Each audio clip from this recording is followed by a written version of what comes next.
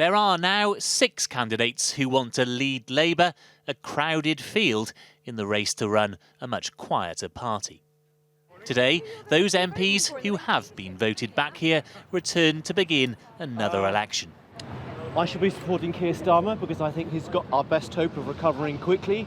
You ran in 2015. I did, very successfully. I'm sure you remember. Any tips for the contenders this time?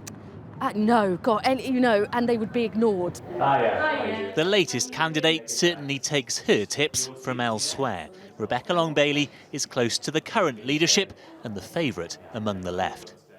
Your rivals say that you are the continuity candidate. So what is the difference between you and Jeremy Corbyn? I'm not anybody's continuity candidate. I'm proud of the fact that over the last 4 years I've been immersed in developing many of the policies that went into our manifesto.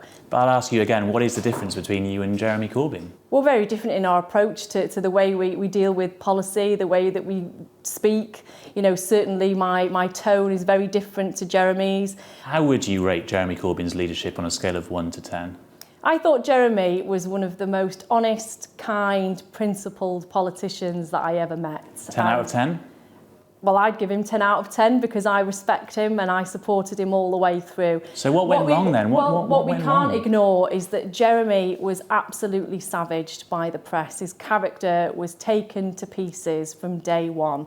Because the policy platform ultimately was popular. Where we failed is that we didn't develop the message credibly enough.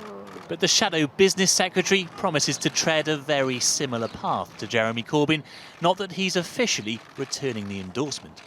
I'll be voting in the election, yes. Have you made up your mind, do you think? I'll tell you who I'll be voting for. No, I won't be telling you who I'm going to be voting for.